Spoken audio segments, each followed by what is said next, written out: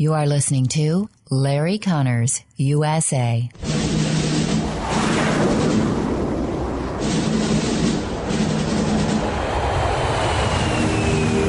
You want answers? I think I'm entitled. You want answers? I want the truth! You can't handle the truth. This is Larry Conners USA. Larry Conners USA. I woke up this morning, got myself a gun. Mama always said I'd be the chosen one. I went to that school board meeting because my daughter had been sexually assaulted a few weeks prior. I'd never been to a school board meeting before. I'd only seen it on TV. I wanted to go see what all the nonsense was all about that I'd been seeing and reading about. I wanted to see it in real life because my family had just, unfortunately, been pulled into this nightmare. Up until then, had you talked to any other school officials about what happened? No, well, I mean, you know, we talked to school officials when it happened, but no, they abandoned us. They abandoned us. Those are the words of Scott Smith. He's a parent of a teenage girl, ninth grade daughter. This is October 15, 2021.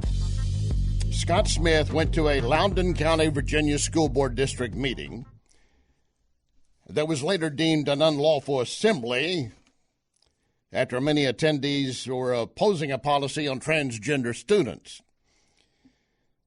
That was back in June.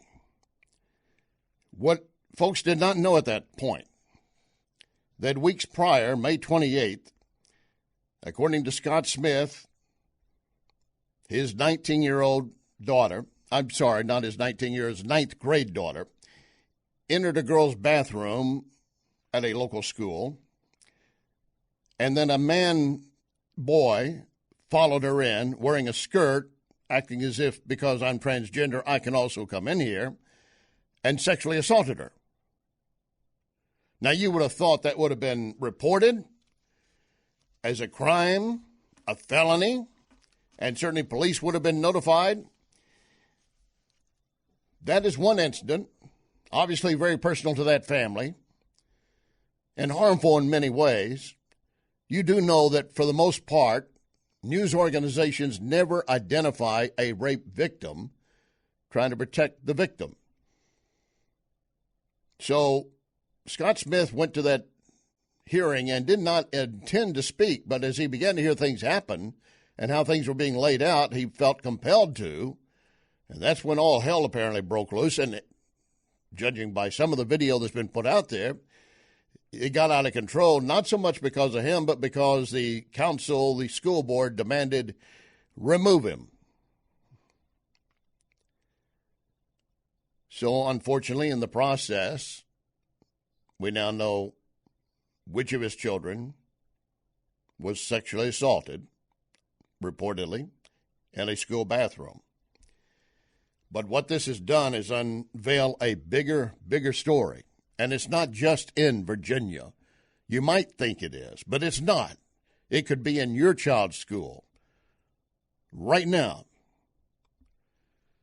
But in Virginia in particular, Virginia Democrats went out of their way to help protect sexual predators inside their school districts. Do you know what your school district is doing right this moment? Do you know if one of your children is sexually assaulted in a bathroom or on the playground or anywhere? Do you know what your school district would do? Would police be involved? You want to make sure you hear this story before we wrap up over the next 2 hours.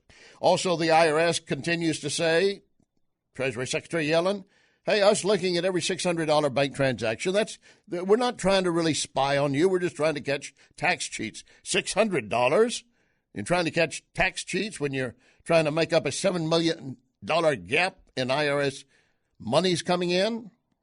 $600? And you're not spying? Huh. And then the vax mandate that Biden ordered. Well, it still doesn't exist. Not really. But as I told you, private businesses thought we better get ahead of the curve, so some of them started taking action. And, of course, we have some government agencies reacting. In fact, I've got a guest coming up that's had 30-plus years with the Border Patrol and says you need to know what's happening with the Homeland Security employees and concerning COVID vaccinations. And in Chicago, police might be walking out of the job this week because they're being ordered to take the vaccine.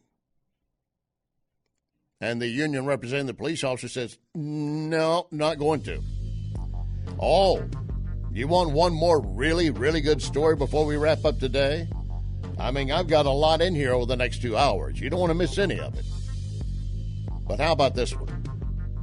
An effort to cancel culture, trying to cancel Clint Eastwood. Make my day. Lock and load. Ready. On the right.